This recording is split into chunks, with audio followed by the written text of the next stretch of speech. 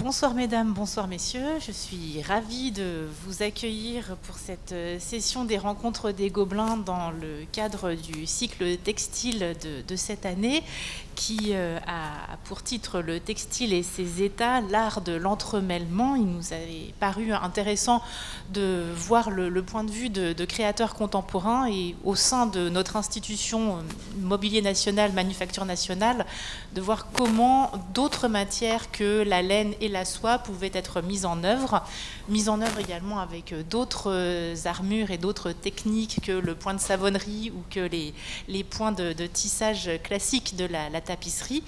Et donc j'ai le grand plaisir d'accueillir ce soir Anne et Vincent Corbière qui vont nous faire une intervention à deux voix.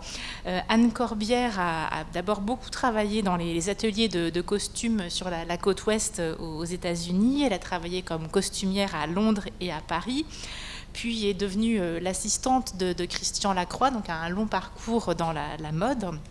Et elle a également aussi œuvré au sein de nombreux bureaux de style dans l'industrie textile en France, avant de s'intéresser, d'œuvrer au sein d'un atelier d'artistes à Châtenay-Malabry. Aujourd'hui, elle et Vincent aussi sont installés en Anjou, où ils poursuivent donc leur investigation dans le domaine textile. Vincent Corbière, de son côté, est compagnon du devoir en ébénisterie. Il a fait plusieurs années de recherche et d'études en lutherie. Il a beaucoup exercé à Paris, puis c'est ensuite vraiment tourné vers le mobilier, et notamment autour d'une rencontre avec Pierre Passebon. Et suite à plusieurs expositions à la Galerie du Passage, puis d'abord seule, puis en tandem avec Anne, l'aventure créative dans le mobilier s'est confirmée, je crois, pour notre plus grand plaisir à tous, avec notamment la création d'une collection un peu plus commerciale, je ne sais pas si vous dire V&A Company, autour de leurs activités du versant plus commercial en parallèle de leurs activités de créateurs. Donc ce soir, c'est du textile dont ils vont nous parler, de ces divers entremêlements, avec un intitulé qui est le dialogue des matières ou le mariage d'ingrédients, donc un joli programme, et je leur laisse la parole. Bonsoir, alors est-ce que je parle comme il faut dans le micro? Ok. Merci beaucoup à Marc et à Muriel et Valérie de nous accueillir et merci d'être venus nous écouter. On va commencer par vous présenter une courte vidéo qui a été faite cet automne par Ian Kennelly à la demande de l'UNESCO qui a une nouveau présentation qui s'appelle AS, Humanity, Art et Society, je crois, où ils sont en train de monter un archive visuelle d'artistes créateurs, acteurs dans le monde des humanités et de la création.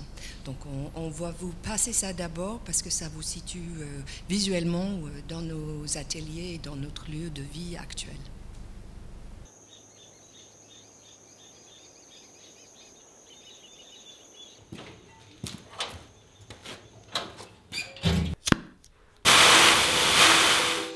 I create furniture and I create sculptures. I don't know in advance when it's going to be like. I only feel the ambience of it. I love the fact that in weaving, because of the crossing of the yarns and the colors, you really can't represent ahead of time what's going to happen. There's always a process of discovery. I find that really exciting.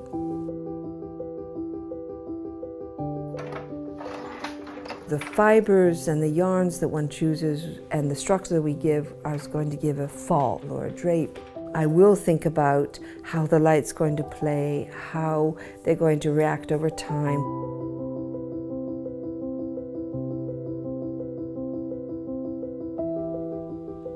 The most important aspect of my work is to make it seamless.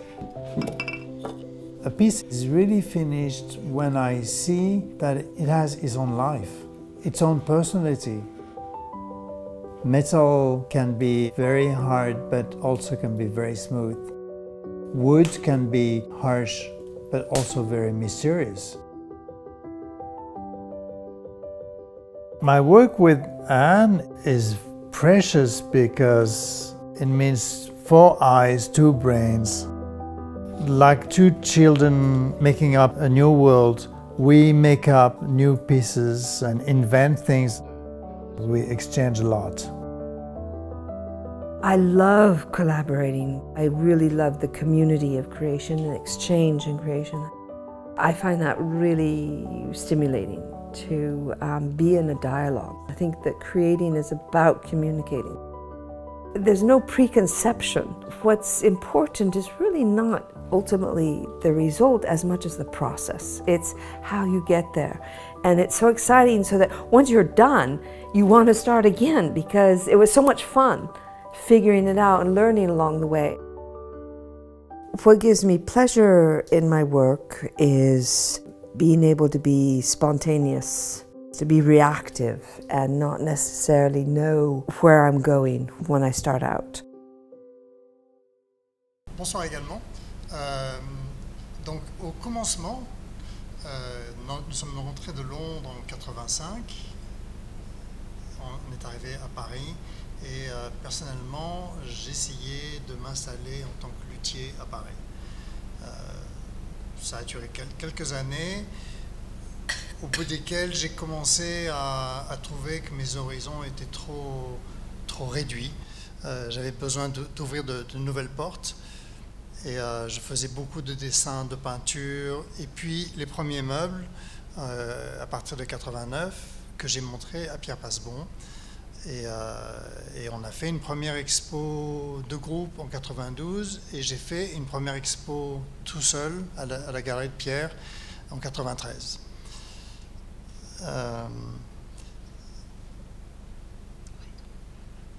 Tu veux dire quelque chose? Oui, je vais aller aussi raconter. Oui.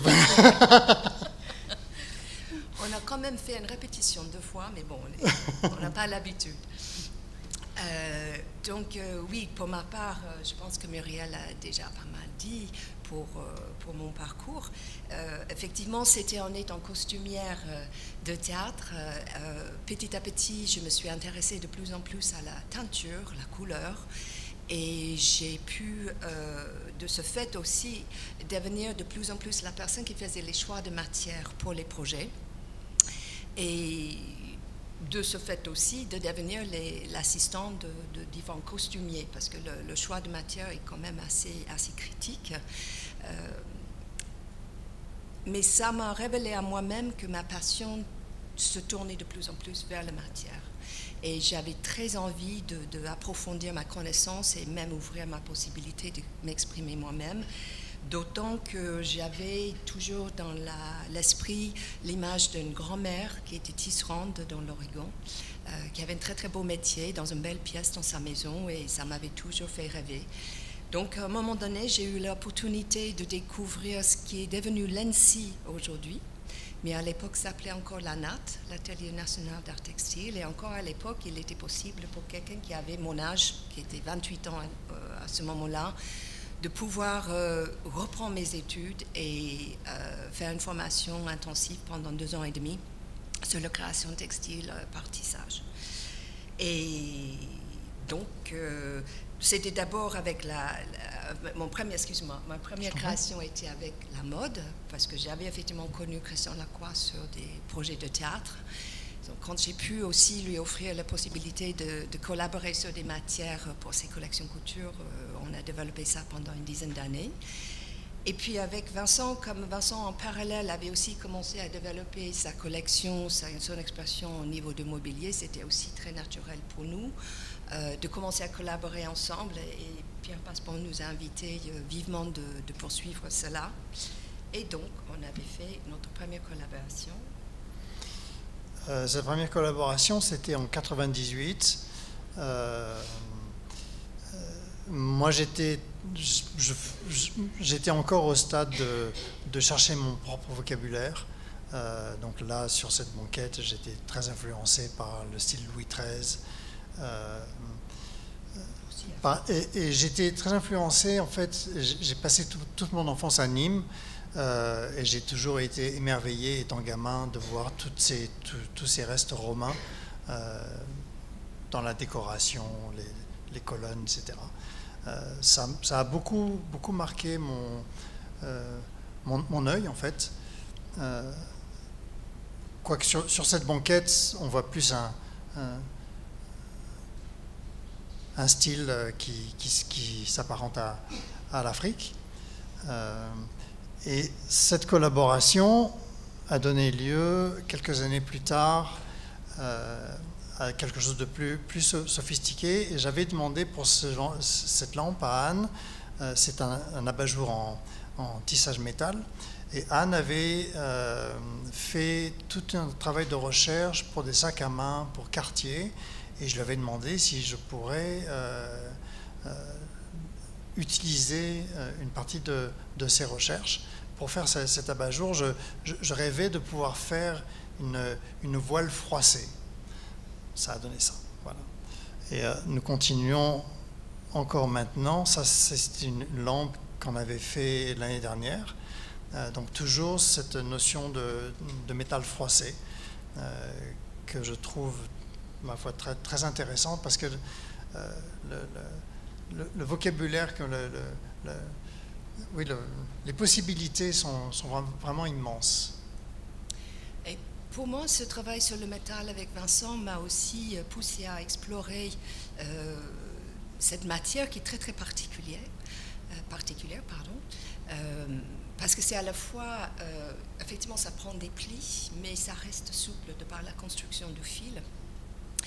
Et dans la première expo qu'on avait fait ensemble, utilisant cette matière en 2006, l'expo a été vue par Karl Lagerfeld à l'époque et qui avait beaucoup aimé cette matière et qui a apparemment exprimé auprès de Pierre Passebon qu'il pouvait imaginer une pièce habillée cette matière, ce que je pensais était un peu une folie à l'époque, mais qui, quelques années après, est devenue une réalité. Et effectivement, à partir de 2009, j'ai fait beaucoup de pièces pour les boutiques Chanel dans différentes villes dans le monde, avec un jeu de texture et de rythme chaque fois.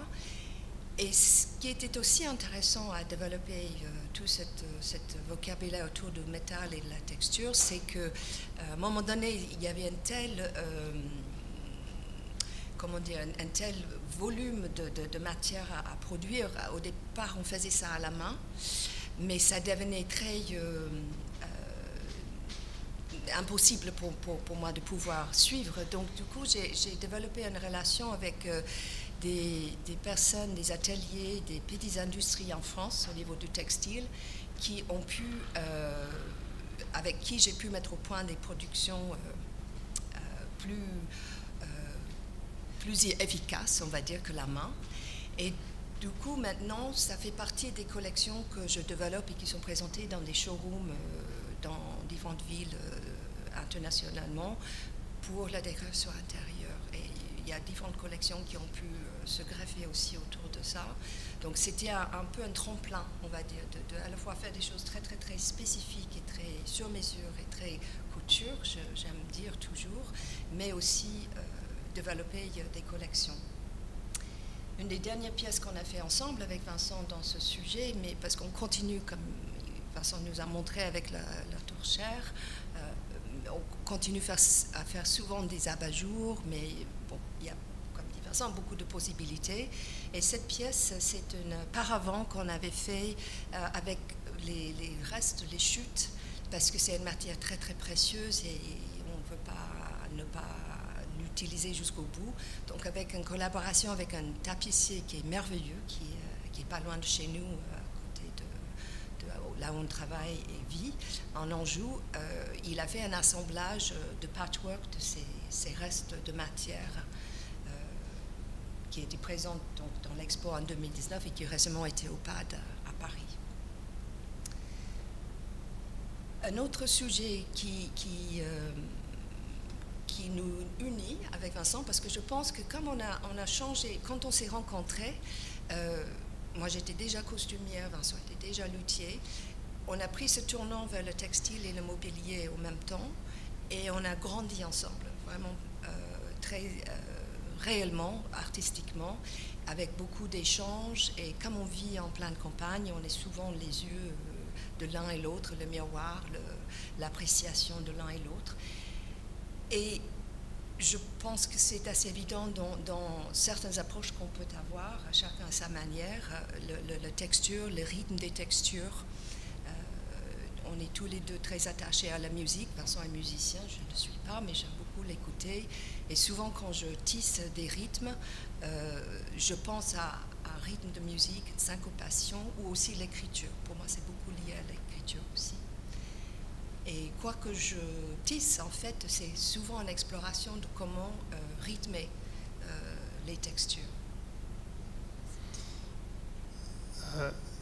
Et ce travail de texture, pour moi, est très important aussi. Bien sûr, j'ai toujours été très influencé par le travail de Anne. Et dans ce que vous voyez là, j'ai été très influencé par quelqu'un que Anne m'a fait connaître, qui était Fortuny, qui a été connu pour son plissé Fortuny, et qui est un motif que j'ai beaucoup utilisé, que j'utilise encore beaucoup. Et donc, j'ai fait au long des années tout un tas de recherches sur les textures, que ce soit en bois ou en métal. Hop là, excusez-moi, ça va beaucoup trop vite ce machin. Et cette structure métal est une structure de tabouret. Le tabouret est un sujet qui est très présent pour nous, qu'on a développé beaucoup. Ça, c'était en 2014. On avait fait une installation au Salon H qui avait pour thème le solstice d'hiver, qui pour nous, enfin pour moi, est quelque chose de très important. C'est le moment de l'année où, à l'époque des druides, les druides se réunissaient sous un chêne immense, paraît-il, au centre de la France, pour fêter le solstice d'hiver, qui est le moment de l'année, en fait, où la sève est le plus bas dans les racines. C'est ce qu'on appelle, enfin c'est ce que j'appelle à l'heure actuelle la lune noire. C'est le moment de l'année où la sève est très basse. Et à partir de ce moment-là, dès que la nouvelle lune sort, la sève remonte dans les racines, et c'est la nouvelle année. Et donc ce rite du solstice était très important pour moi, et nous avons fait cette installation qui était une série de tabourets avec un arbre de lumière représentant le chêne, évidemment. Tous ces tabourets étaient pour moi, enfin pour nous en fait, une façon de présenter différents tissus en s'amusant toujours à donner une osmose entre la matière et les tissus. Vous voyez là d'autres tabourets. C'est un sujet récurrent pour nous que l'on peut utiliser, métal, textile, bois, textile, etc. Et c'est un sujet qu'on utilise beaucoup sur le transat aussi. Dans chaque exposition que l'on a faite, depuis toujours, on a toujours eu soin d'insérer un transat qui était pour moi une façon de faire un cadre pour les tissus de Anne. Alors, ce cadre peut être très moderne ou très baroque. C'est toujours, pour moi, une façon d'essayer de mettre en valeur les tissus de Anne, de donner une osmose à ça. Je suis très gâtée, d'ailleurs, d'avoir cette collaboration avec Vincent, effectivement. Et toujours dans le thème donc, des tabourets, là, ce sont des petits champignons comme inspiration. C'était notre dernière expo donc, en 2019 chez Pierre Persbon, à la Galerie du Passage. C'est la première fois où on a dit très ouvertement qu'une de nos inspirations principales depuis plus de 20 ans maintenant, c'est le roman de Virginia Woolf qui s'appelle Orlando, qui raconte un personnage qui est né en Renaissance Angleterre et à travers multiples vies, traverse les siècles, change de sexualité, change de pays, de style et de niveau de vie, jusqu'à arriver en 1920 en l'Angleterre de Virginia Woolf. Et on a trouvé cette histoire assez cocasse et passionnante. Mais ça reflétait pour nous aussi le fait qu'on ne se positionne pas comme des créateurs avant-garde, mais plutôt des créateurs qui s'approprient et expriment nos influences historiques et culturelles. On adore voyager, on adore affronter des nouvelles cultures et les comprendre, se nourrir de différents motifs et différentes couleurs et différentes esthétiques. Et donc, dans cette dernière expo en 2019, on a annoncé qu'on présentait tout le mobilier et textile que Orlando aurait glané à travers ses multiples vies. Voilà, donc, c'est assez, je pense, quel est le mot que je cherche, ça exprime pour nous, cette rencontre de style qu'on personnalise. Et dans cette banquette triptyque, c'était une inspiration que j'ai repris du moment où j'avais fait des recherches pour la Croix en début des années 2000, où j'ai combiné un travail vinyle un peu chapeau, melon, bottes de cuir, avec un aspect plus oriental, avec un aspect aussi plus baroque, toutes jointes ensemble dans une seule pièce. Et Vincent m'a accompagné en créant cette banquette avec un futon et la plaide par-dessus. Mais on aime aussi des lignes très contemporaines du XXe siècle. Et ici, c'est une pièce beaucoup plus épurée, avec le début aussi d'une expression que Vincent va développer encore plus pendant cette expo, une inspiration végétale. Et dans cette chauffeuse, on voit d'une façon très abstraite et délicate que c'est deux branches qui tiennent les feuilles de cette chauffeuse très épurée. Et pour cette exposition, j'ai pour la première fois exposé d'une façon officielle aussi une nouvelle direction dans mon travail qui est plus des tapisseries, mais des tapisseries faites à ma manière, c'est-à-dire j'ai pas du tout les techniques de la belle tapisserie qu'on peut attribuer au Gobelin, mais qui sont plutôt des techniques de tissage, mais que je redéveloppe et que je personnalise, on va dire. Et donc, dans cette exposition, j'ai présenté la carte d'Orlando, ma fantaisie de Orlando qui voyageait et qui avait cette pièce à gauche comme guide. Vincent, par contre, est parti ailleurs. Voilà, moi j'ai imaginé ce thème de Orlando nous a suivis depuis toujours en fait, et j'ai imaginé là que Orlando voyagerait dans l'univers entier et glanerait sur différentes planètes des végétaux, des feuilles, des coques de fruits secs, etc. Par exemple là, vous avez une sorte de feuille qui est une chose énorme, hein, qui est de cette taille-là,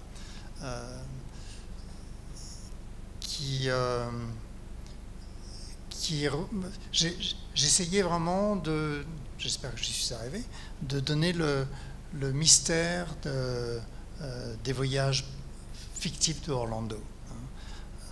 De la même manière, sur cette applique, c'est plus apparenté à un végétal que l'on connaît sur Terre, mais que j'ai essayé d'extrapoler de façon beaucoup plus libre, en fait. Et tout ce travail sur le végétal m'a donné la possibilité l'année dernière, pour une énorme commande que j'ai eue pour une maison pour un collectionneur particulier à Tel Aviv, où je faisais cette immense chose, ça fait 2 mètres de haut, c'est en fait l'équivalent des plaques de porte je me souviens dans la maison de ma grand-mère, d'avoir la poignée de porte et la plaque de protection de la porte. Donc cette immense chose est une plaque de protection. Et j'ai fait toutes les rampes de cette maison, donc toujours avec des motifs végétaux.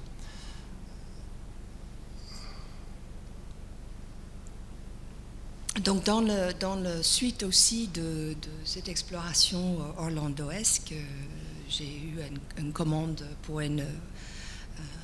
l'hôtel de Paris à Monaco pour deux triptyques. Alors j'ai omis de dire déjà pour la carte d'Orlando que pour ces pièces-là, j'ai invité une amie très chère que j'ai connue toute au début quand je suis arrivée en France, qui est aussi costumière, et qui aujourd'hui est spécialisée dans la broderie. Et donc, en tissant, je crée des motifs par une technique qui s'appelle le brochet. Et Maritza Reitzmann, elle s'appelle, après, quand les pièces descendent du métier, elle rehausse par des points ou des matières un petit peu plus texturées qui seraient moins faciles à utiliser, moins pertinents dans le tissage. Donc c'est vraiment un travail à 4 mains qui est très important pour moi, parce que comme j'avais dit dans notre petite vidéo, j'adore la collaboration. Je pense que ça fait partie aussi de mon héritage à travers le théâtre, qui est une des grandes expressions d'équipe et que je continue à essayer de trouver différentes manières dans ma vie de partager avec d'autres personnes. Et j'ai eu en parallèle à cette création que Vincent a eue pour Tel Aviv, comme souvent nos vies passent en parallèle sans qu'on le cherche vraiment. Pour ma part, c'était un collectionneur à New York qui m'a commandé une dizaine de tapisseries pour être prises dans les boiseries Féo, pour un appartement iconique près de Central Park, que je viens de terminer. Ça a été un travail d'1 an, se mélange avec d'autres projets en parallèle. Donc une sorte de branche abstraite qui tourne autour de la pièce en sautant d'une tapisserie à l'autre. Alors c'est pas très bien mis en valeur là. Ils sont grands, ils font entre 1 mètre de large et 2 mètres de large et tous 2 mètres de haut. Donc j'ai vraiment eu des difficultés à les photographier et j'espère que j'aurai l'occasion d'avoir des meilleures photos une fois que c'est vraiment installé à New York. Et pour finir, une dernière pièce qu'on vient de sortir qui est dans la continuité de faire nos tabourets, une ligne plus épurée pour Vincent. Là, vous pouvez voir peut-être d'une façon plus détaillée le plaisir que j'ai de l'accompagner en plaçant les textures et les rythmes selon la forme qu'il crée. Et on est en préparation pour une exposition avec une galerie avec qui on travaille à New York qui s'appelle 21st Gallery. Et on a comme thème le nomade. Donc, peut-être on aura l'occasion de vous le montrer dans quelques années. Il faut du temps. Merci beaucoup.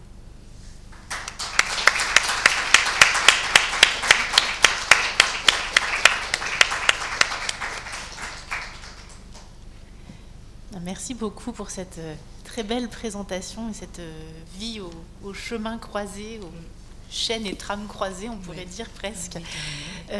Pour lancer les questions, je vous en propose une.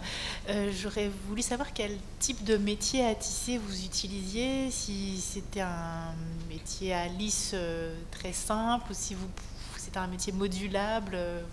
Une question un peu technique. Mais... C'est un métier plus adapté donc au tissage du tissu par rapport à une tapisserie, parce que la tapisserie, si vous avez suivi d'autres formations et si vous êtes connaisseur, c'est vraiment une histoire de pair en pair, c'est très équilibré et la chaîne disparaît en fait souvent. Il y a des interprétations très contemporaines qui ne suivent pas ces règles, mais ma formation était vraiment sur cette notion du métier à multiples cadres. Souvent, les gens qui pratiquent ce travail comme un hobby vont être sur 4 cadres qui donnent différentes combinaisons, déjà pas mal de richesses possibles. Moi, j'ai 24 cadres sur mes métiers à tisser et il y en a qui sont pilotés par ordinateur. Ce qui ne veut pas dire que c'est toujours moi qui ai le moteur, qui passe les trames, etc. Mais l'ordinateur peut gérer, comment c'est cadre lève et baisse, parce que c'est quand même très très complexe, et c'est grâce à cette formation à l'ENSI qui continue aujourd'hui. C'est quand même une très très grande école en France pour cette formation extrêmement pointue, et que j'ai pu par la suite adapter à ma propre expression. C'est une sorte de dérivé informatique de la mécanique Jacquard, finalement. Oui, ou je dirais que c'était avant. C'était avant le Jacquard. En fait, non, je dis une bêtise, parce que Jacquard a eu son idée pour le métier Jacquard au début du 18e.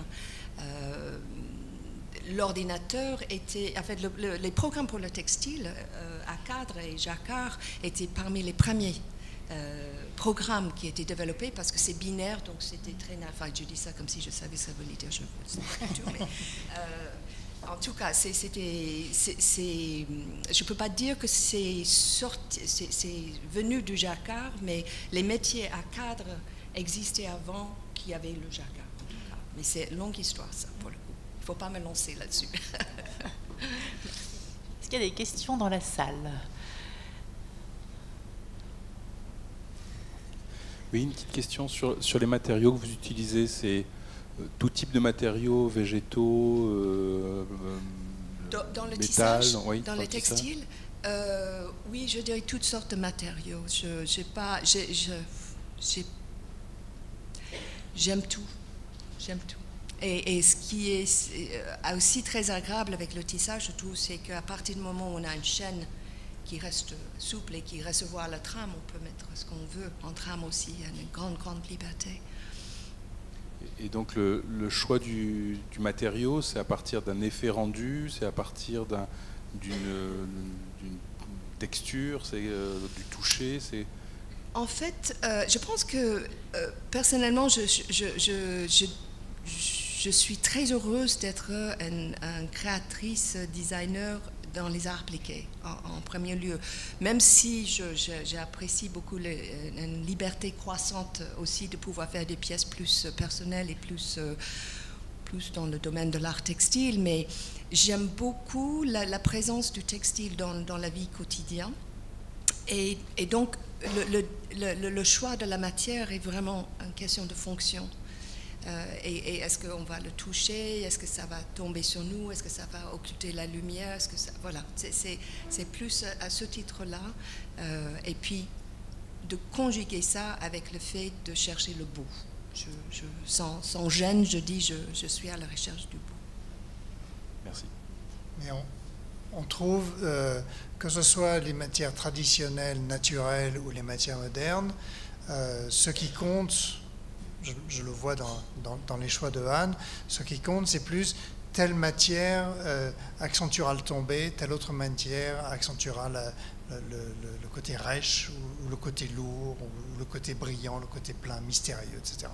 Peu importe que ce soit une matière naturelle ou une matière chimique, il y a des matières chimiques de qualité remarquable qui permettent de faire des choses que la laine ou le coton ou le lin ne permettent pas de faire. C'est vrai. Merci.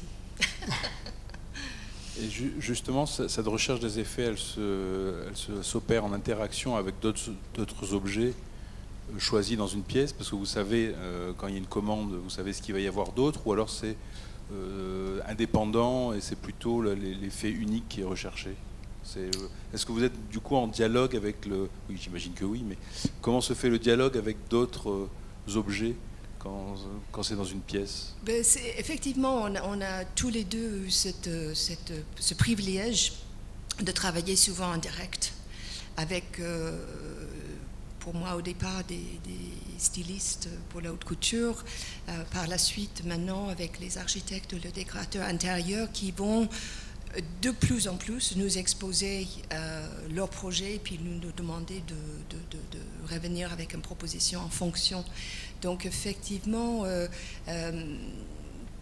pour Vincent, c'est différent, hein, bien sûr, parce que la fonction du mobilier est quand même différente que le textile, mais je me trouve souvent aussi par rapport, je fais beaucoup de tissus dans ces projets-là pour des rideaux, pour des stores, pour des coussins, souvent des coussins qui sont vraiment comme des petits tableaux aussi, qui viennent terminer une pièce, qui viennent compléter un peu le dernier touche. Et c'est souvent en fonction de savoir qu'est-ce qu'ils ont sur les murs, quelle œuvre d'art. C'est souvent c'est un peu intimidant parfois, parce qu'on n'est pas tous les deux, nos créations côtoient des gens très très connus. Mais il ne s'agit pas de venir être en compétition, mais il ne s'agit pas non plus de disparaître, sinon ils n'auraient pas demandé qu'on soit là. Donc, mais c'est très intéressant. Mais effectivement, je réponds d'une façon très longue, oui, on tient compte. Pardon.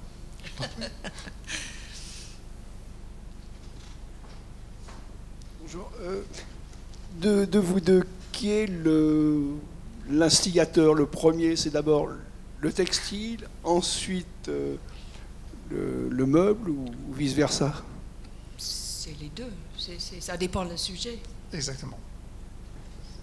C'est vrai que c'est plus facile pour moi de dessiner quelque chose et de dire à Anne, est-ce que tu vois ce que tu pourrais mettre avec ça, mais il arrive de faire l'inverse, que Anne est un rêve, est un projet. Ils disent, Vincent, qu'est-ce que tu pourrais mettre avec ça? C'est beaucoup. Bon, je ne vais pas voir encore notre vie privée, mais nous vivons ensemble depuis très longtemps. Nous parlons beaucoup, nous échangeons beaucoup, et donc nécessairement, quand on conçoit une nouvelle pièce, c'est un brainstorming. On apporte chacun notre vision, nos visions, et au bout du compte, ça donne ceci ou cela. Ceci dit, je ne veux pas être trop romantique non plus. Au départ, ce n'était pas facile. Non. Ça s'est vraiment développé avec les années. Maintenant, on est beaucoup plus serein l'un avec l'autre, on a confiance l'un dans l'autre.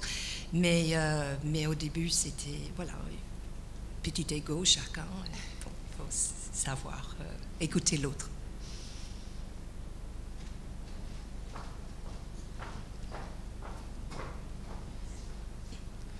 Bonsoir, merci beaucoup. Je voulais savoir si vous vous étiez emprunté des savoir-faire, l'une à l'ébéniste et l'autre au métier du tisser, filer, la connaissance des fibres.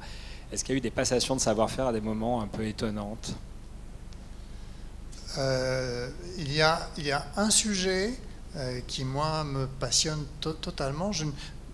Dans mon travail sur le bois, dans le travail de couleur, je n'utilise absolument aucune technique moderne. Je n'utilise que les techniques anciennes qui sont des oxydations. C'est-à-dire qu'on sait que tel bois va contenir tel type de tanin et on va choisir les oxydants qui vont avoir une influence sur ces tanins. Et j'ai toujours dit à Anne, essaye ça. Je suis sûr que ça va te donner le noir ou le rouge ou le vert que tu recherches.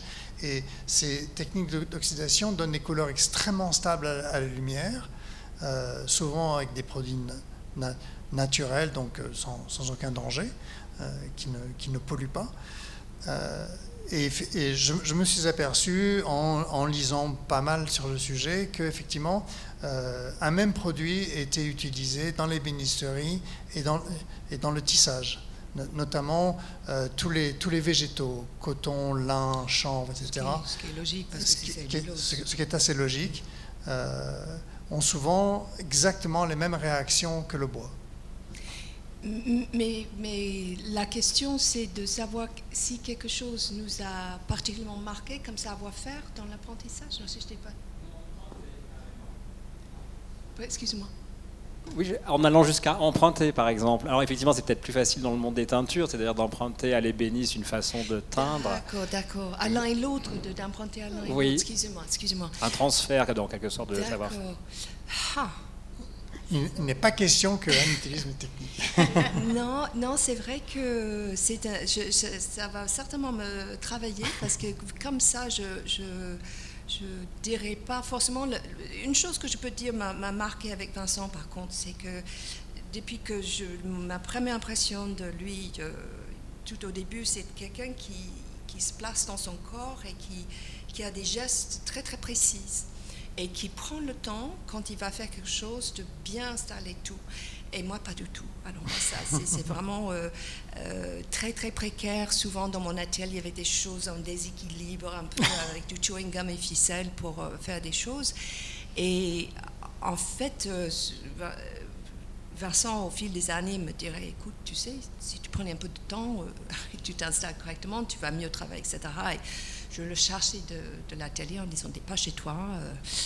Mais en fait, en réalité, au bout de toutes ces années, je prends plus de temps, effectivement. J'ai compris le mérite de ce savoir-faire, de ce savoir-faire-là. Non, c'est clair.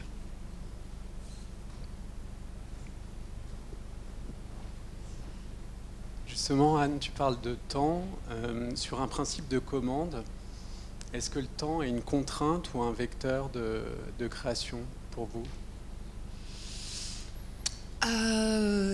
Parfois, oui. C'est une bonne question. C'est une contrainte, tu veux dire des fois, ou un vecteur? Non, tu veux dire quoi? Parfois, on se trouve confronté à un ultimatum qui est très dérangeant.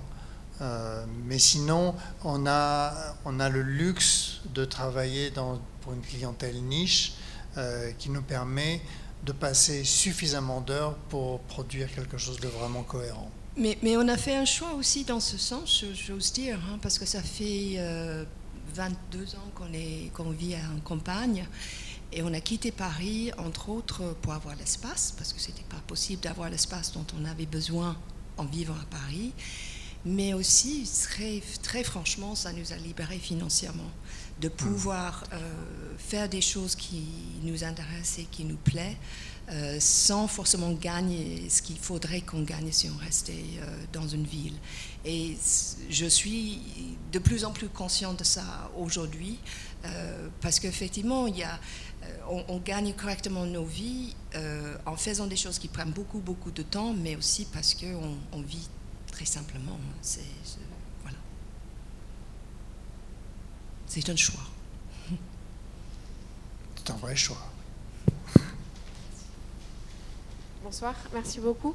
Vous parliez de collaboration avec une brodeuse. Est-ce que vous collaborez aussi avec d'autres métiers pour justement peut-être apporter d'autres aspects à vos métiers respectifs? Vincent, oui. Oui, enfin, en ce qui me concerne, avec les années, j'avais suffisamment de demandes pour ne plus pouvoir tout faire moi-même. Donc, j'étais à la recherche d'un ferronnier cohérent, d'un tapissier cohérent, d'un sculpteur, d'un menuisier, etc. Donc, j'ai, au cours des années, trouvé des gens très pointus, et nous avons la chance de vivre dans une région, en Anjou, où il y a des artisans de très haut niveau, vraiment. Ou des créateurs, oui. Des créateurs. Donc, en ce qui me concerne, oui, je dispatche beaucoup. Mais on a aussi une chance inouïe d'avoir un tapissier que j'ai mentionné tout à l'heure, Sébastien Regnault, qui habite à côté d'Urtal, et qui est compagnon de devoir aussi, et qui travaille beaucoup sur les monuments historiques, le patrimoine. Donc il vient autant sur Paris qu'il est à Dortal. Il travaille beaucoup sur Versailles et d'autres projets importants, l'hôtel de la Marine, etc. Et il aime aussi travailler avec des personnes comme nous qui l'amènent aussi sur des terrains nouveaux.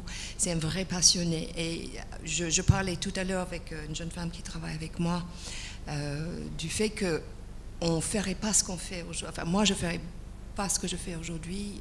Souvent, s'il n'y avait pas Sébastien qui récupérait derrière, c'est lui qui fait tous nos tabourets, les chaises, enfin, tout ce qui est tapissé. Parce que le tissu humain, c'est pas facile toujours. Il y a beaucoup de tapissiers, je pense, qui m'enverraient balader si j'arrivais avec ce que je présente à Sébastien. Ça, c'est vraiment super précieux. Et il y a beaucoup de tapissiers qui, comme dans tous les corps de métier, ont des principes qu'ils ne veulent pas remettre en question. Or, travailler avec Sébastien est une joie permanente parce qu'il va toujours trouver la solution en dehors des clous. Et pour nous, c'est absolument génial. Bon, merci beaucoup, merci. On continue. Merci à vous. Prochaine intervention.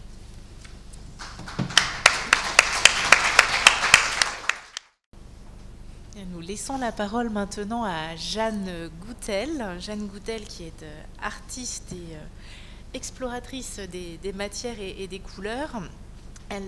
Son travail s'inscrit dans le renouveau des arts textiles que j'évoquais en ouverture de séance, et de cette réflexion autour des matières à utiliser, des manières de les entremêler. Jeanne Goutel, depuis plusieurs années, collecte des rubans, des sangles, et les met en œuvre dans différentes créations. Toutes les questions d'upcycling dominent dans sa démarche créatrice. Elle est issue d'une formation textile à l'école Duperré à Paris, et elle compte depuis une vingtaine d'années maintenant une longue expérience textile qui l'a menée à travailler en Inde, au Brésil, en Angleterre, et depuis 2017 à Saint-Étienne où elle a installé son atelier. Je lui laisse maintenant la parole. Merci Muriel pour cette introduction très complète. Alors moi je suis très contente d'être ici à plusieurs titres. Je voudrais remercier le Mobilier National et les manufactures et les personnes qui organisent cette soirée. Je suis très contente d'être là parce que pour moi ça a beaucoup de sens de parler de tapisserie dans mon métier, de plus en plus d'ailleurs. Je suis aussi présente via la Fondation Banque Populaire, dont je suis lauréate depuis en 2020. Et donc à ces doubles, triples titres, merci à l'organisation de me faire intervenir ce soir. Alors, en effet, donc moi, j'ai installé mon atelier depuis 2017 à Saint-Étienne, et je suis issue d'une formation de diplôme des métiers d'art en tapisserie. Donc, c'est aussi à ce titre-là qu'il m'intéresse de parler aujourd'hui de tapisserie, et de plus en plus dans mon travail, puisque donc j'ai été diplômée il y a plus de 20 ans maintenant. Et à l'époque, quand j'ai intégré ce DMA, qui était l'unique DMA de tapisserie en France, qui m'a malheureusement s'étiole un peu dans les formations qui ont été repensées et réagencées d'une certaine manière, où ces spécificités tendent à disparaître. Mais à l'époque, on avait un atelier spécifique de tapisserie, donc, qui était mené par une professeure qui s'appelait Diana Brennan, et qui est une personne qui a beaucoup compté pour moi, parce qu'elle a introduit beaucoup de façons d'envisager la tapisserie d'une manière très très large. Et c'est ce que j'essaye de faire dans mon travail personnel, et de cette formation. J'en retire justement beaucoup de choses, même encore aujourd'hui. Parce que Diana Brennan s'est attachée à nous ouvrir à beaucoup de techniques qui auraient pu être controversées à l'époque, puisque parler de tapisserie, c'était un mot qui était tellement spécifique, comme le disait Anne, sur la manière d'entrecroiser des fils, et les frontières sont très minces entre le tissage, la tapisserie, et Diana Brennan s'attachait vraiment à nous faire explorer plein de techniques sans forcément s'en tenir au sens premier de ce mot-là. Et pour moi, ça a été beaucoup d'exploration vers la 3 dimensions, vers la vannerie, vers la broderie, le tissage de manière plus traditionnelle, mais aussi une grande ouverture vers tous les entrecroisements de fils. Et aujourd'hui, je crois que c'est ce que j'arrive à condenser dans mon travail personnel, c'est un peu toutes ces techniques-là. Et dans mon atelier à Saint-Étienne, donc ça paraît assez étonnant de s'être installé à Saint-Étienne quand on a fait un parcours très varié, d'abord parisien, après Duperré, donc j'ai vraiment travaillé pour plein de clients très différents. Mais ce qui a marqué mon parcours en particulier, c'est que j'ai beaucoup voyagé, et j'ai eu la chance de travailler en Inde pendant plusieurs années, et donc de m'ouvrir encore à plein de techniques. Et puis d'avoir aussi une résidence au Brésil, à Rio de Janeiro, qui m'a aussi ouvert à l'aspect technique aussi, mais aussi beaucoup l'aspect humain. Et c'est ce qu'aujourd'hui je ramène dans mon travail. C'est autant le lien textile que le lien humain à travers les projets sur lesquels je travaille. Et donc Saint-Étienne, c'était une destination un peu surprenante pour plein de personnes dans mon entourage. Et pour moi, elle a beaucoup de sens parce que justement, c'était l'idée de s'installer en province, mais dans un lieu qui avait un bassin textile encore actif, une grande histoire, et notamment autour de la passementerie et de la rubannerie. Vous allez voir que c'est un peu le hasard qui m'a menée à travailler ce matériau-là. Et en même temps, beaucoup de chemins me menaient à ça. Et notamment parce que s'installer dans ce bassin industriel, c'était aussi un bassin du textile et du design, je voulais dire, pardon. Et donc le design, l'artisanat et l'art, pour moi, sont venus un peu se confronter à un moment où j'ai habité en Angleterre. Et à ce moment-là, en fait, beaucoup de questions de reprendre un travail personnel se posaient. Et ces mots, art, design, artisanat, comment se présenter en France quand on a un travail comme le mien n'était pas forcément d'une grande évidence, parce que justement on catégorise beaucoup de choses et on est dans des cases assez segmentées par rapport justement à une vision anglophone qui m'a permis un peu de me libérer de tout ça et de m'affranchir de ces mots-là pour revenir à l'art and craft qui m'a beaucoup influencé, en tout cas dans la théorie, que ça soit par cette non-différenciation des arts décoratifs, de l'artisanat, des arts appliqués. Et donc aujourd'hui, je me positionne plutôt comme artiste avec ce matériau textile très prédominant, mais qui tend aussi à me pousser à d'autres choses. Donc voici mon atelier, qui est plus exactement très représentatif aujourd'hui parce qu'il est très encombré, parce qu'une de mes spécificités dans mon travail, c'est que je récupère des matériaux. Donc aucun matériau dans mes créations n'est issu d'une production spécifique, mais est issu de collectes dans mon bassin géographique, très proche, très local. Je m'étends jamais beaucoup au-delà de 100 km pour m'approvisionner de matière en grande quantité, et notamment de rubans et d'éléments de passementerie que je trouve chez les industriels à Saint-Étienne. Donc cette démarche, elle est assez complexe. Donc pour arriver à travailler une matière, j'ai besoin d'en collecter beaucoup, et ça s'apparente quand même à une démarche de collectionneur aussi. Mais ces matières sont pour moi mes inspirations de couleurs, de textures. Et donc pour aller puiser dans ce champ-là, j'ai tout un cheminement avant de créer. Et donc ce cheminement, voilà, je voulais exposer sous ce petit schéma. Donc pour moi, c'est important de repérer la matière dans un premier temps, donc chez un industriel ou chez plusieurs.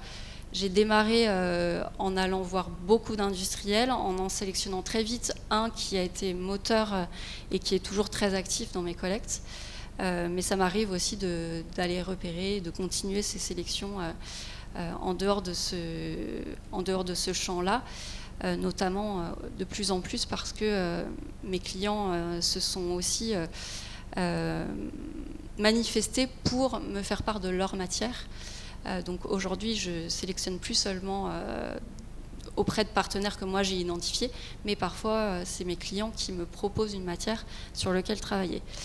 En tout cas, avant de créer, il y a un long cheminement qui se fait chez moi, qui est de repérer, de sélectionner, de collecter, d'acheminer, et puis de stocker et d'inventorier, puisque vous allez le comprendre, j'ai 3500 matières répertoriées dans mes classeurs, et donc pour s'y retrouver, il faut être un peu organisé.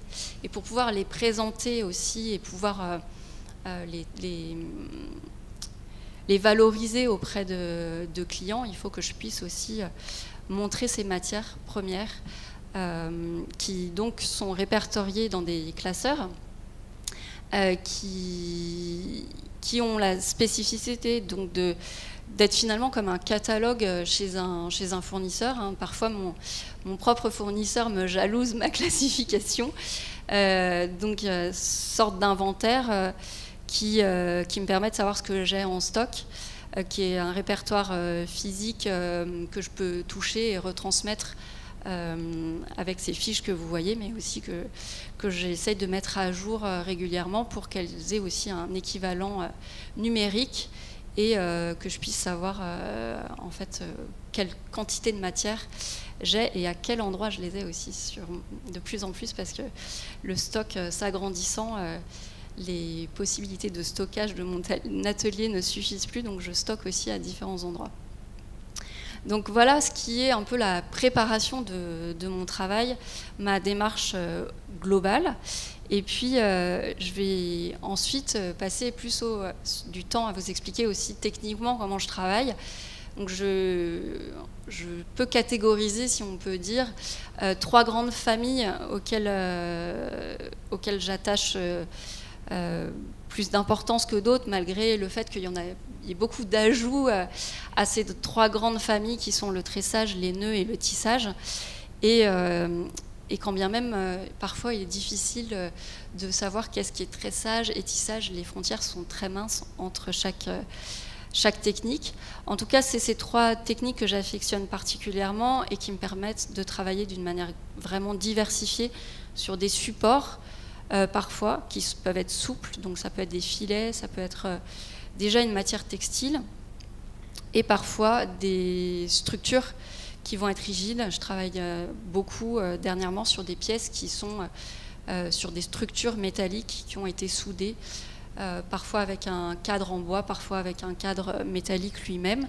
Donc il y a beaucoup de possibilités à partir de ces 3 techniques, et je joue en fait entre les techniques pour justement un peu mêler ces différentes manières d'agencer des fils, des manières parfois qui peuvent paraître très chaotiques et qui en réalité sont très organisées, comme les nœuds par exemple. Si vous voyez l'image centrale là où en effet dans un premier temps on voit une masse de fils qui sont très ébouriffés, et au dos j'aime bien aussi, mes pièces sont souvent visibles du recto et du verso parce qu'elles disent différentes choses et elles disent beaucoup de la technique, et donc les nœuds sont quand même agencés d'une manière très organisée. Le tressage est une technique qui me permet d'aller donc aux frontières du tissage, d'aller parfois vers de la 3 dimensions ou des agencements de modules sur des très grands formats. Je peux faire beaucoup de tresses et ensuite les assembler par des tresses qui vont créer en fait ces ligatures entre les modules.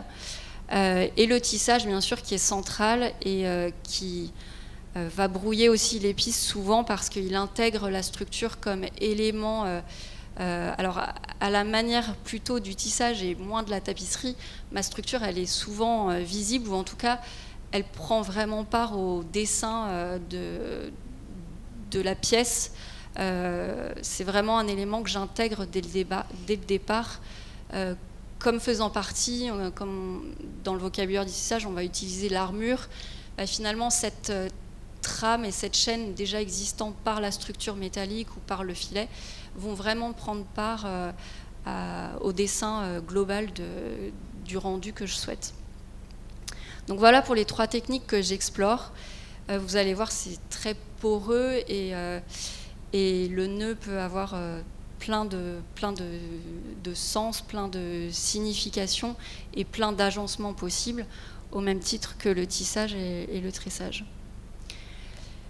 Donc je vais vous parler de certaines pièces, et notamment celle-ci qui s'appelle Lien au pluriel, parce que, je vous l'évoquais tout à l'heure, c'est une des premières pièces qui m'a rendue visible et qui est assez emblématique de mon travail aujourd'hui, qui a été fait en 2019 pour la Biennale internationale du design, qui est une commande de la Cité du design, et plus particulièrement d'une des commissaires des expositions de cette biennale-là.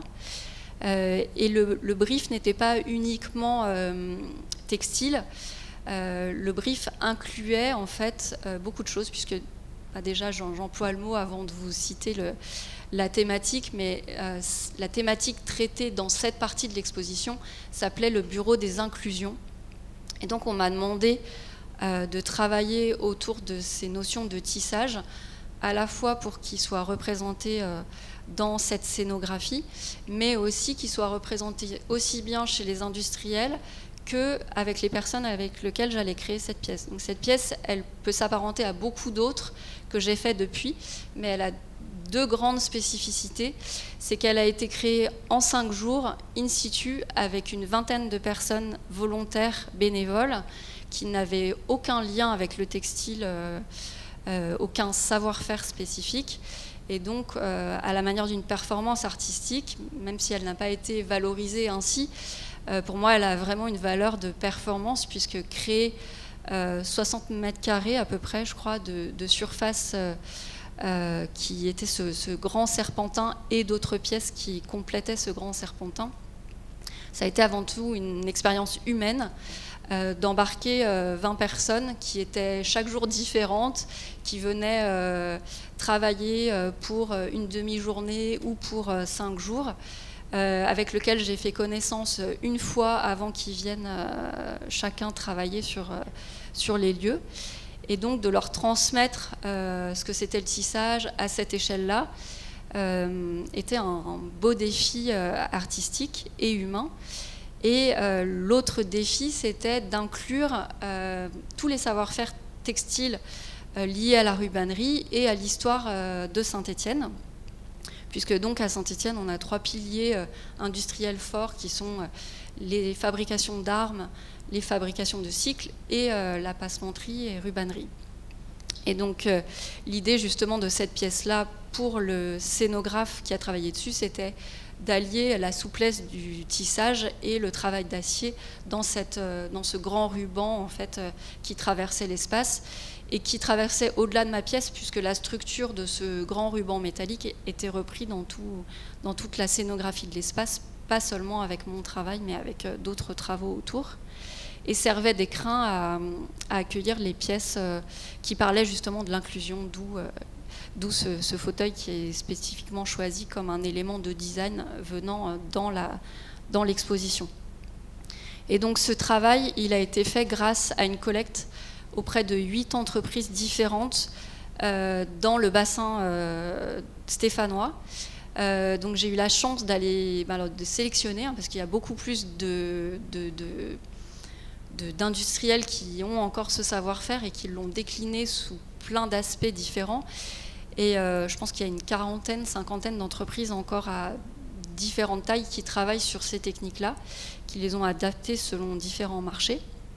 Et donc ici, sur cette pièce, il y a vraiment 8 savoir-faire. Et ce que j'ai beaucoup aimé dans cette collecte, c'est que ça m'a permis de rencontrer des acteurs qui sont vraiment issus du patrimoine, avec tout ce que ça veut dire de transfert de savoir-faire de manière très ancestrale, sur des métiers à bois qui sont rénovés, enfin vraiment sur des techniques anciennes qui ont été transmises de génération en génération. Donc ça, c'est un aspect qui existe encore dans le bassin stéphanois. Et l'extrême développement, si on peut dire, de cette technique, c'est la sangle de levage très industrielle et très technique aussi, mais qui a des propriétés très différentes et un savoir-faire qui, malgré tout, est issu des mêmes gestes, est devenu quelque chose de très mécanisé et de très technique, avec des matériaux aussi qui ont des propriétés très particulières, que ce soit pour leur solidité ou leur légèreté ou leur spécificité aussi de contraintes techniques au feu, à l'eau, enfin vraiment beaucoup d'éléments autour de la matière. Et donc dans cette pièce se côtoient des croquets de soie faits sur métier bois avec des sangles très techniques de levage qu'il était quasiment impossible de couper avec des ciseaux le jour où on a voulu vraiment les utiliser, tellement elles étaient denses et elles ont ces propriétés voilà, justement de solidité qui sont voilà, impressionnantes à manipuler en fait, parce qu'on a assez peu... quand moi j'ai appris ce métier de tissage, on n'est pas toujours confronté à ces matériaux très, très techniques. Donc voilà, c'est une pièce assez emblématique pour moi pour ces deux raisons. Et aussi parce que elle a été modèle, si on peut ainsi dire, pour plein de pièces que j'ai générées depuis. Celle-ci est une autre pièce emblématique pour d'autres raisons. C'est une pièce qui est blanche et que donc j'ai appelée blanc. Parce qu'elle a une signification de résonance par rapport au premier confinement qu'on a vécu, puisque j'ai été invitée à exposer à la Manufacture de Roubaix, et l'exposition commençait en octobre 2020. Et donc mon temps de création a été entrecoupé de cette période qu'on a tous vécue de manière bien différente, et pourtant dans un univers qui, pour une fois, a été très global et très universel dans ce que la vie nous a imposé. Et donc ici, cette pièce, voilà, on m'a beaucoup interrogée sur la couleur de cette pièce ou la non-couleur de cette pièce, puisque je travaille souvent de manière très colorée et que cette fois-ci, je me suis attelée à travailler uniquement avec un ruban chevron blanc en coton naturel. Et mon travail a été vraiment porté sur créer ce ruban à partir de rubans et en retranscrire toutes les interrogations qu'on a eues à ces moments-là, donc des grands moments de calme et d'apaisement qu'on n'a pas toujours dans notre vie quotidienne, et à la fois tous les tumultes et les tourmentes qu'on a pu vivre. Et donc cette pièce, elle est assez emblématique pour moi aussi d'un travail qui m'a permis d'aller vers toujours plus de volume et de 3 dimensions. Donc le format m'était imposé dans le sens où la structure bois était la même pour tous les artistes qui intervenaient dans l'exposition aux mêmes dimensions. J'ai choisi de me l'approprier dans son ensemble et pas d'en faire un élément de cadre, mais d'aller dans le cadre, hors du cadre, et de travailler justement en fonction de ce cube dans l'ensemble de l'espace que me proposait cette contrainte de châssis. Et ce travail-là, il a aussi une résonance à mon histoire personnelle, mon histoire du tissage et mon histoire personnelle, puisqu'il est installé donc, dans un lieu, donc la Manufacture est un musée qui retrace l'histoire du tissage, et dont quasi tous les métiers qui sont présents dans cet espace-là sont encore en fonctionnement. Et donc c'est un lieu très intéressant à visiter pour retracer toute l'histoire du textile, mais aussi pour moi parce que j'ai grandi dans un village qui s'appelle Charlieu, qui est au nord du département de la Loire, et qui est emblématique dans le travail de la soierie. Et j'avais un grand-père qui était directeur d'une entreprise de tissage jacquard, et donc j'ai grandi, alors pas dans l'usine parce que mon grand-père ne travaillait plus quand j'étais enfant, mais dans tout cet historique et cette ville qui a toujours d'ailleurs des entreprises textiles en activité. Et donc pour moi, le cliquetis du métier, c'est pas quelque chose que j'ai découvert en faisant mes études, c'est vraiment quelque chose que je connaissais déjà, et d'installer cette pièce au milieu des métiers à tisser, ça a créé beaucoup de résonance chez moi, parce que je ne m'étais pas rendu compte à quel point cette pièce a beaucoup de résonance visuelle avec toute l'esthétique du métier à tisser, que ça soit par les lisses, par les cartons du système de cartes qui est déroulé quand le métier est activé. Et donc ces perforations blanches finalement se retranscrivent. Alors on ne le voit peut-être pas très bien sur ces images. Sur l'image de gauche, on les perçoit un petit peu dans le fond qui est flouté, puisque le tissage vient s'interrompre à certains moments et donc crée des perforations à travers le tissage. Donc il y avait beaucoup de résonance visuelle entre l'environnement dans lequel la pièce était installée et la pièce, et à la fois aussi mon histoire personnelle. Ici, une troisième pièce que je vous présente, puisqu'elle elle retrouve aussi un peu cette ambivalence entre tapis et tapisserie, entre une pièce d'art, une pièce d'artisanat et une démarche artistique. Et donc ici, c'est des surfaces textiles à poser au sol, qui sont pour moi des tableaux de paysages, et sur lesquels vous pouvez venir marcher. La spécificité, donc, c'est toujours que ce sont des lacets, en fait, comme vous avez sur vos chaussures, que je récupère en bobine, donc j'ai en quantité kilométrique. Et donc c'est un assemblage de couleurs très personnel, très fait sur le moment, selon les inspirations. Et c'est assez drôle parce que c'est une pièce qui résonne avec celle que je viens de vous montrer juste avant. Elle est exposée en ce moment, mais ces pièces, je les ai commencées pendant le confinement, parce que j'étais privée de mon atelier. Donc j'ai travaillé avec ce que j'avais sous la main. Il me restait quelques bobines qui sont finalement assez petites et assez maniables. J'ai pu me recréer un crochet qui est en fait un bout de bois assez gros dans lequel je sculpte mon crochet. Voilà, c'est la même technique que ce que vous pouvez voir communément dans les techniques qui ont été beaucoup utilisées dans les années 70 pour créer de multiples couvertures très multicolores. Et donc cet outil m'a permis de travailler à une échelle humaine relativement domestique, si on peut dire, à ces pièces qui sont à la fois des tableaux à poser et à la fois des tapis sur lesquels on peut marcher. Donc voilà pour illustrer aussi la technique du nœud qui peut s'apparenter au crochet, mais à plein d'autres choses sur des structures.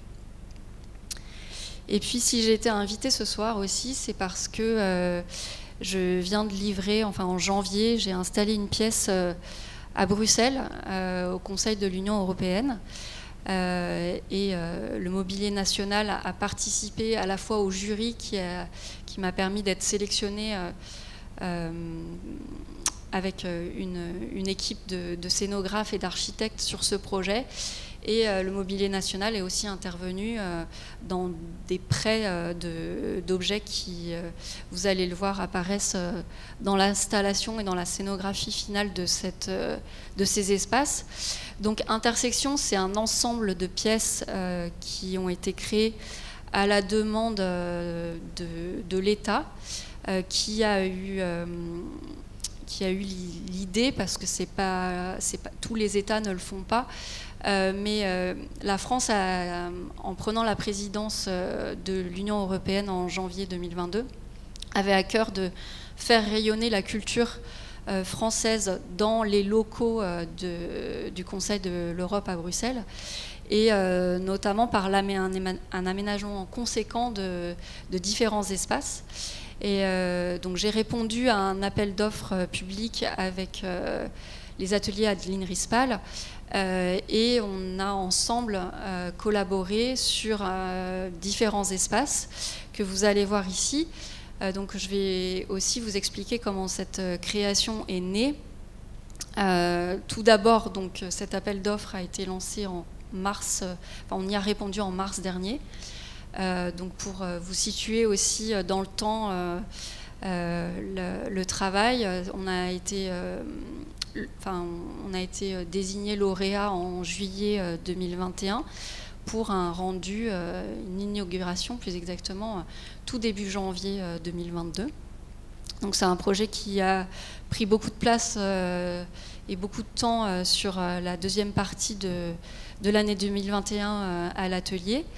Et qui a été un travail, encore une fois, très humain, dans le sens collaboratif du terme, qui m'a permis de travailler à la fois avec des architectes, avec les institutions et tout l'aspect politique de ce projet. pour lequel j'ai moi-même choisi les couleurs. Alors, je tiens à le préciser parce que souvent on pense qu'elles m'ont été imposées, mais pas du tout. C'est moi qui ai proposé ce challenge de travailler sur les couleurs de notre drapeau, parce que j'estime que pour une personne qui aime travailler la couleur, il n'y a pas de belle ou de couleurs qu'on aime ou de couleurs qu'on n'aime pas. On a tous nos préférences, mais moi, ce qui me stimule, et ce qu'on retrouve aussi dans mon travail de collecte, puisque la matière, elle m'est toujours imposée par ce que je trouve. Donc finalement, je vais moi-même m'accorder et créer à partir d'existants. Donc cette contrainte de couleur, elle était plutôt plaisante pour moi. Et le bleu, blanc, rouge était un défi, puisque j'estimais qu'il y avait beaucoup de choses à faire avec ces couleurs, qui ne sont pas du tout mes couleurs de cœur sur lesquelles je partirais naturellement si vous me proposiez une carte blanche sur laquelle travailler. Mais j'aimais beaucoup cette idée de pouvoir donner une autre lecture à ces couleurs très institutionnelles. Donc le travail a été fait en collaboration avec l'entreprise qui est partenaire de quasi toutes mes installations aujourd'hui, qui s'appelle Satab, qui est leader européen et du savoir-faire de la rubannerie et pour certains marchés aujourd'hui de packaging, de mode, de technique aussi. Et cette entreprise suit mon développement depuis le début et me met à disposition les matières. Donc je vais régulièrement, enfin régulièrement est un grand mot parce que ça a été entrecoupé voilà, de toutes ces périodes qu'on a connues, donc il y a eu des trous dans la régularité malgré tout, mais je vais collecter très souvent chez eux sans forcément avoir un besoin précis. Et puis parfois, quand vient une commande de ce type-là, je vais spécifiquement leur demander de mettre de côté des matières qui partiraient au rebut pendant un certain temps. Donc ça, c'est une démarche que je fais aussi de plus en plus. C'est-à-dire qu'au lieu de faire venir plein de matières à l'atelier qui sont aussi assez compliquées ensuite à stocker, je travaille beaucoup aussi avec les matières de mes clients. Donc ici, vraiment un apport de matière assez important sur ces 3 couleurs. Et l'idée, c'était pas non plus de reprendre le Pantone rouge, bleu ou blanc. C'était vraiment de se dire que de rassembler en fait un maximum de diversité dans chacune de ces couleurs. Et par l'assemblage et l'entrecroisement de ces couleurs, d'en créer encore plus. Donc ici, vous voyez à la fois ma sélection de matières, comment je m'y prends. Voilà, c'est aussi un savant calcul quand on récupère de la matière. On ne sait jamais très précisément quelle quantité, combien de métrage il y a sur le rouleau. Donc parfois c'est stipulé, parfois c'est un jeu de devinettes entre des matières sur lesquelles ça a été stipulé et des matières apparentes ou de la même épaisseur. Donc j'arrive à peu près à savoir ce que j'ai sur les rouleaux présents à l'atelier. Et puis parfois c'est une estimation assez imprécise. Donc il faut composer avec ça, et donc les différents rubans que vous voyez sur les feuilles qui sont agrafées sont justement sélectionnés pour ensuite se dire voilà quelle quantité totale de matière j'ai à ma disposition, est-ce que j'ai assez de rouge par rapport au bleu. Donc c'est vraiment des outils de travail importants, et c'est pour ça que j'insiste beaucoup sur ma démarche au global, parce que la création, enfin, si on entend la création juste le temps de tissage, il est finalement pas prépondérant si je dois faire l'addition de tous les temps passés sur la création. Et donc, ce travail préparatif, il a été aussi assez technique, puisque toutes les matières ont été inifugées en amont, donc ça m'a demandé évidemment de connaître tous mes métrages précisément, et de pouvoir envoyer les choses avec une composition précise des matières, puisque dans l'inifugation, chaque bain, selon les matières, doit être modifié chimiquement. Et donc voici aussi un des rares dessins préparatifs que j'ai fait, puisque je suis quelqu'un qui dessine assez peu et qui aime beaucoup la spontanéité de la matière et de la structure. Donc je vais beaucoup travailler, ça ne me fait pas peur de travailler, comme je vous disais tout à l'heure, in situ, avec assez peu de temps. j'aime particulièrement travailler cette spontanéité et parfois mon organisation me demande à travailler à partir d'un dessin, comme ça a été le cas, puisque sur cette pièce on a travaillé à 4 personnes, donc il fallait aussi un support pour guider les autres personnes qui allaient travailler avec moi. Donc ici, vous voyez une vue de mon atelier pendant la fabrication, où justement, vous voyez la préparation de tous ces rubans, alors par couleur. Et puis, donc, il y a aussi la transition entre le rouleau et la taille qu'on va élaborer sur un gabarit pour qu'on puisse préparer chacun des rubans à la taille dont on a besoin ensuite pour le travail, puisqu'évidemment travailler à partir d'une bobine c'est assez complexe physiquement. Et donc là on était sur des hauteurs de 2 mètres environ. Évidemment quand on travaille en diagonale, vous imaginez que on fait varier aussi les différentes tailles de sangles et de rubans pour s'ajuster au support.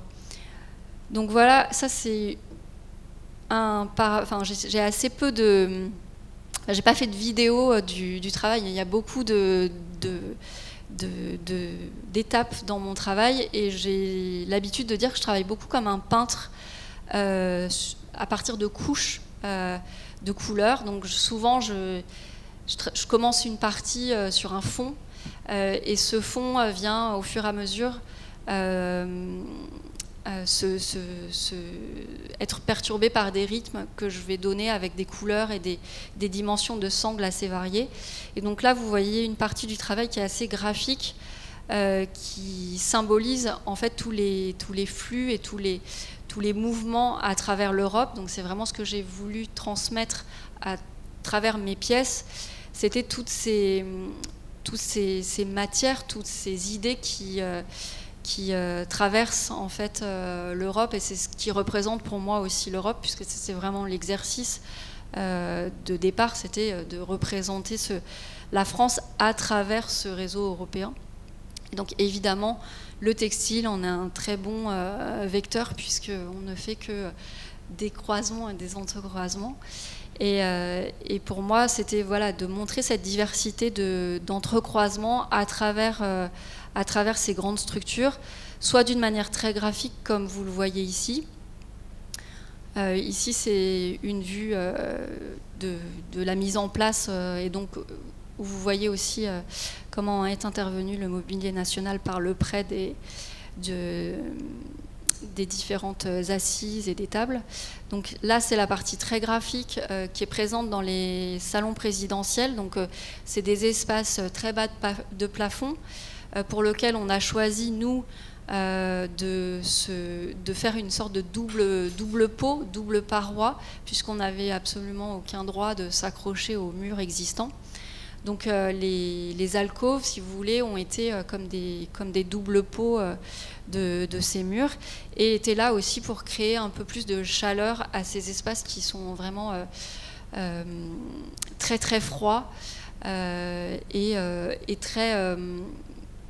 très écrasants de bureaucratie, si on peut dire, parce que c'est des bâtiments déjà qui ont eu plusieurs vies, donc qui ont été remodelés de façon à s'adapter à différents besoins. Et donc c'est des espaces assez petits et comme vous pouvez le voir là, assez confinés, assez étroits, avec peu de lumière pour la plupart aussi. Donc l'idée, c'était aussi de pouvoir donner une vie à ces murs sans grande âme. Donc ici, des créations très graphiques sur les deux premières pièces, donc qui sont composées là à chaque fois, il y a 2 paravents qui se font face. Et la porte d'entrée, donc vous pouvez l'imaginer, est dans notre dos, et un voilage a été fait pour occulter en quelque sorte les rayons très forts de soleil. Et une deuxième partie est dans un second lieu, en fait, qui est au même étage, mais qui n'a pas la même fonction, qui est plus un lieu de discussion, alors que les premiers salons que je vous montrais sont des salons qui sont réservés vraiment aux ministres et aux diplomates qui viennent défendre différents sujets lors de réunions en Europe. Ici, c'est un salon un peu plus particulier qui, aujourd'hui, a une fonction encore plus symbolique puisque c'est des salons... alors, il faut s'imaginer que la pièce est complètement fermée et que ma pièce vient clôturer, en fait, le sans-issue, si on peut ainsi dire, de ces espaces. Et sur la gauche, il y a toute une série de portes avec différents bureaux qui sont en fait des bureaux où les diplomates se rencontrent quand une question pose problème et qu'il faut discuter en tête-à-tête de sujets un peu délicats. Donc on imagine assez bien qu'en ce moment, ces salons sont très utilisés. Voilà, ça me touche particulièrement de parler de ce projet-là parce qu'on avait évidemment l'année dernière assez peu idée de qu'est-ce que nos pièces allaient entendre et qu'est-ce que nos pièces allaient voir défiler comme personnes et pour les causes qu'on connaît de la guerre en Ukraine qui a lieu malheureusement en ce moment.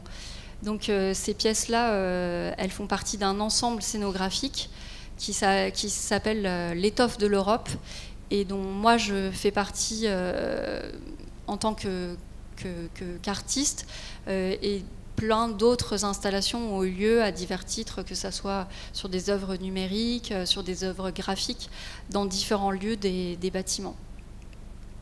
Donc voilà pour cette grande pièce symbolique et qui est une des plus récentes, une des plus grandes aussi par sa dimension et qui représente assez bien mon savoir-faire puisqu'on voit ici une multitude d'entrecroisements et de voilà, toutes les armures possibles en tissage ont été aussi source d'inspiration pour moi sur ce travail-là.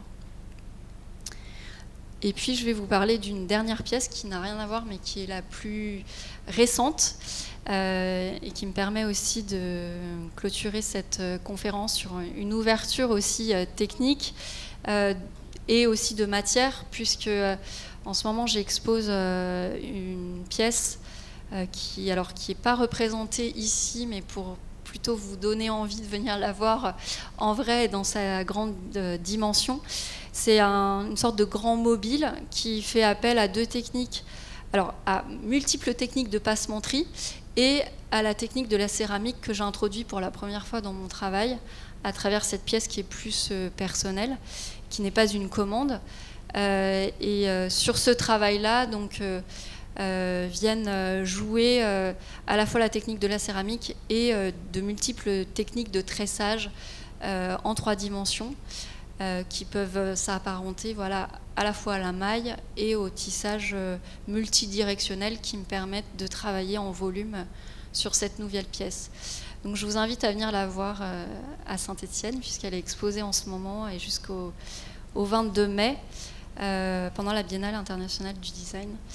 Et voilà, du coup pour moi c'est une pièce d'ouverture, si on peut ainsi dire, puisque la thématique de la Biennale c'est la bifurcation.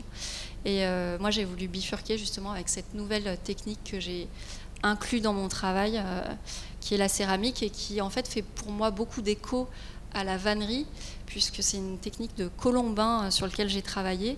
Et le colombin existe, ce terme existe pour la même chose en vannerie et en céramique, c'est-à-dire que c'est une technique dans laquelle on monte soit en spirale, soit en étage.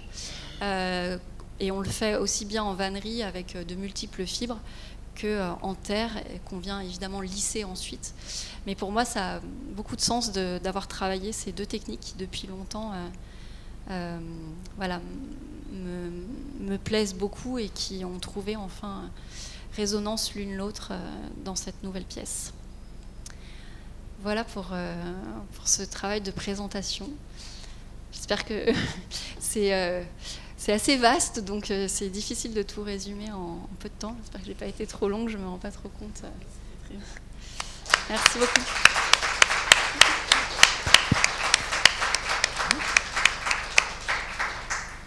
Merci beaucoup pour cette présentation de vos explorations et de ce de ces divers travaux. Moi, j'ai été très... Enfin, tout m'a intéressé, évidemment, mais j'ai trouvé une résonance à mon petit travail de fourmi de conservateur de la collection textile par rapport au catalogage de vos rubans et autres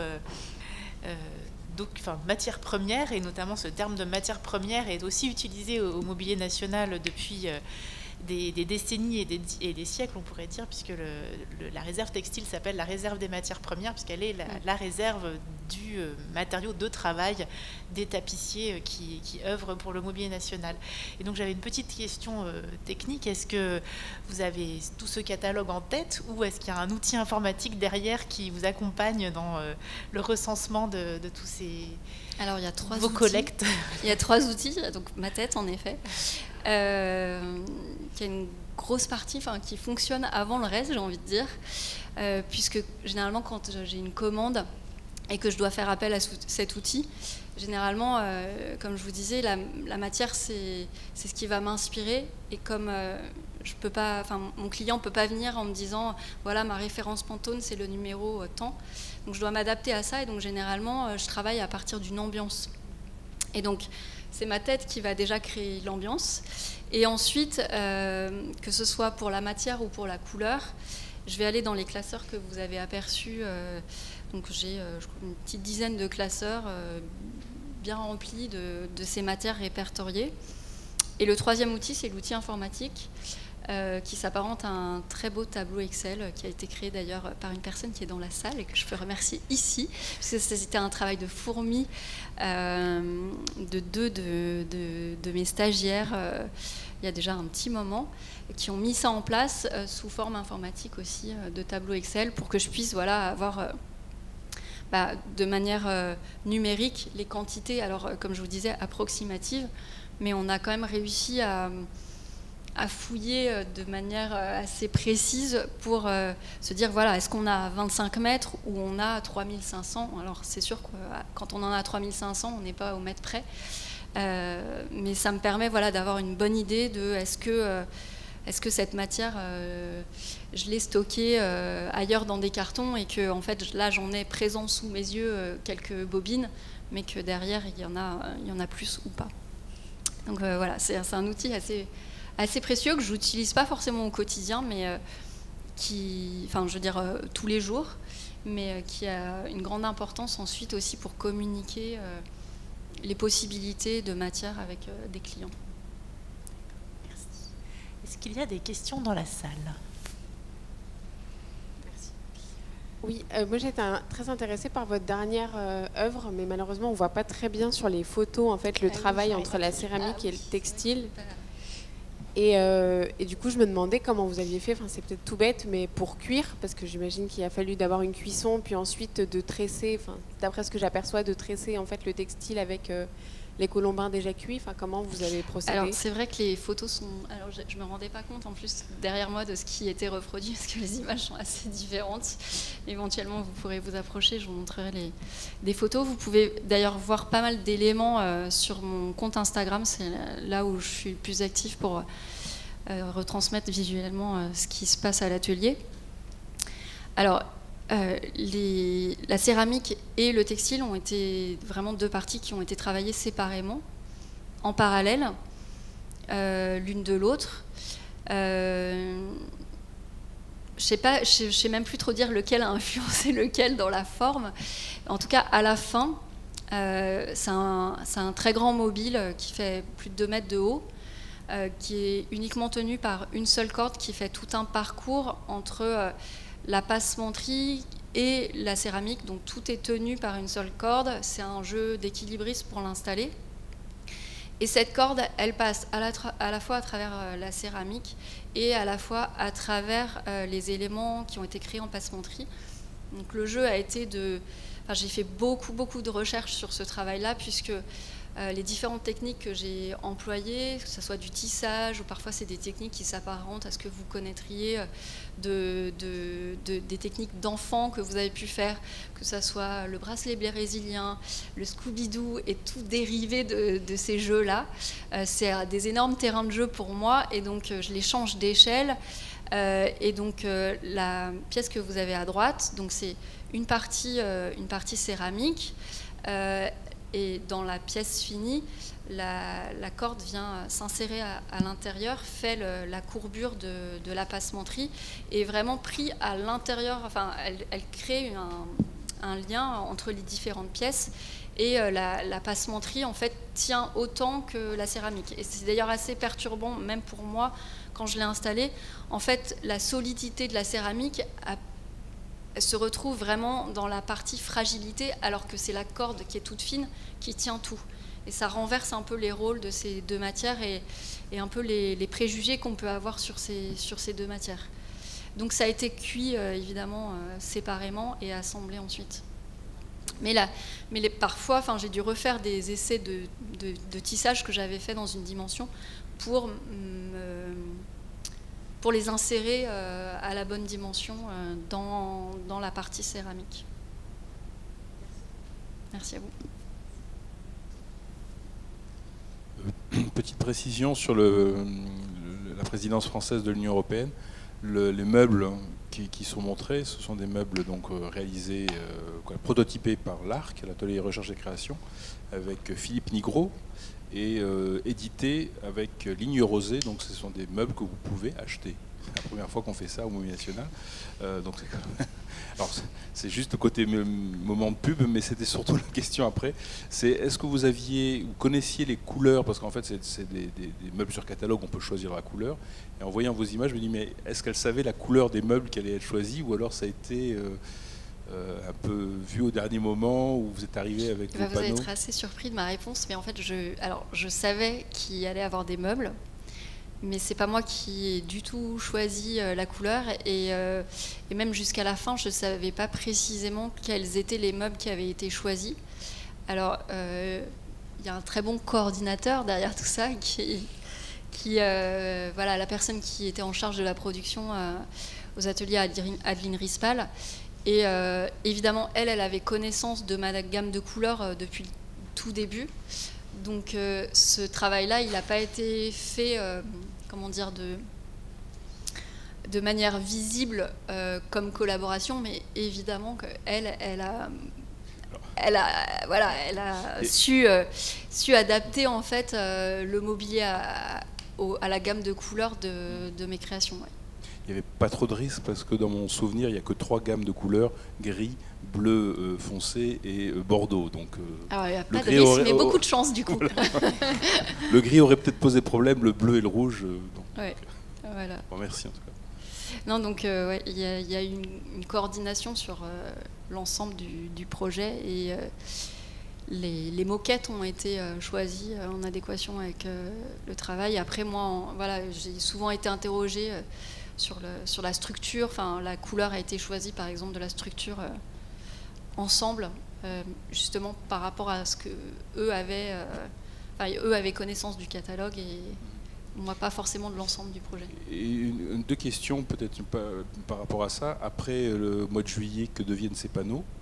Et ils sont la propriété de qui, en fait, ces panneaux?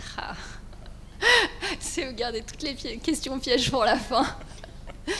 Alors, si vous n'avez pas de réponse, vous n'avez pas de réponse. Si, il y a des réponses intéressantes, justement. Alors, pour la première question, qui est qu'est-ce que deviennent les pièces? Enfin non, on va prendre le sujet dans l'autre sens plutôt. À qui appartiennent les pièces? Parce que du coup, ça induit la réponse de la question numéro 1 chez vous. Les pièces m'appartiennent. En fait, pour des raisons juridiques, l'État ne pouvait pas acheter les pièces. Donc c'est un montage un peu particulier, commande, pour lequel ils ne sont pas propriétaires et pour lequel l'artiste reste propriétaire, et c'est du coup une mise à disposition. Et du coup, ce qui induit des questions-réponses qui se lient à la deuxième question. La pièce donc, qui a été entièrement faite à Saint-Étienne avec des matériaux de récupération, il est bien évident que pour 6 mois de présence à Bruxelles, il est assez peu concevable qu'on les jette à l'issue de cet événement. Et donc plusieurs pistes sont à l'étude, dont une piste au Mobilier National, justement, dont j'aimerais bien réentendre parler. Sans blaguer, c'est une piste, voilà, de savoir comment elles peuvent être intégrées, justement, qu'elles reprennent d'autres vies, qu'elles prennent d'autres vies après celle-ci dans d'autres lieux. Donc c'est une discussion conjointe entre les différents commanditaires. Moi, l'architecte, voilà, c'est un sujet... on est en plein dedans. Donc voilà, il y a plein d'hypothèses variées. Après, elle pourrait aussi me revenir et derrière que moi que je fasse le choix d'en faire don. Enfin, voilà, il y a encore plein d'hypothèses ouvertes. Si vous avez d'autres idées, n'hésitez pas. C'était juste une petite question par rapport aux structures qui tiennent enfin, par exemple, sur celle qui est à la Biennale du Design et celle qui est au Conseil européen. Oui.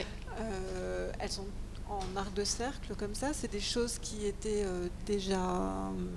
Enfin, c'était des structures qui étaient existantes et proposées, ou alors c'est des structures qui ont été faites pour, et dans ce cas-là, qui a décidé de ces structures, parce que ça aurait pu être des paravents oui, c'est une très bonne question. Plus géométriques, et là, il y a des courbes à chaque fois. Alors, les structures, c'est pas moi qui les dessine. Moi, j'ai vraiment un travail d'habillage de ces structures. Donc, les structures de la Biennale du Design ont été dessinées conjointement par la commissaire de cette exposition et le scénographe. Et c'est pour ça que je les montre aussi, parce qu'elles sont assez emblématiques. Et elles ont été redessinées et réadaptées autrement pour l'espace du Conseil de l'Union européenne. Et il se trouve que c'est un peu le hasard des choses. Les architectes avaient déjà cette idée d'alcôve. Donc finalement, cette courbe qui est présente dans ces deux pièces et ces structures-là, elles ont à chaque fois été dessinées par des personnes différentes. Mais finalement, ça devient un peu un vecteur aussi de mon travail, malgré le fait que ce ne soit pas moi qui les ai dessinés.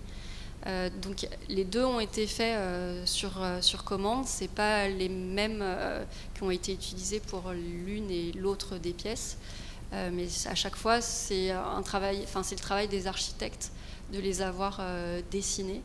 C'est le hasard qui fait que ces pièces-là ont été décidées d'être arrondies et d'avoir cette forme d'alcôve pour différents sujets, en fait. Et ça s'y prête assez bien. Et pour moi aussi, c'est... parce qu'on revient, on peut reboucler avec le début de mon intervention sur mon origine autour de la tapisserie. Et je trouve que c'est un bon support pour moi de travail de tapisserie contemporaine. Et le fait que je sois beaucoup amenée à travailler dans de l'événementiel ou dans des magasins, souvent j'ai pas la possibilité d'avoir un travail directement sur le mur.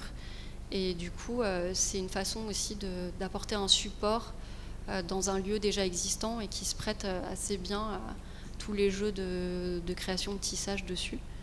Donc c'est un peu un jeu entre le travail créatif des architectes et de la commande et mon intervention. Et comme c'est aussi très technique, parce que ça paraît pas comme ça, c'est des structures autoportantes, il n'y a pas mille et une façons de faire qu'elles soient autoportantes et qu'il n'y ait pas de pied. Donc l'arrondi permet ça aussi naturellement. Donc c'est un peu entre la création et l'aspect technique que les choses se sont faites ainsi. Merci. Une dernière question pour la route ou non? Bon, merci beaucoup. Merci et à vous. Très bonne soirée.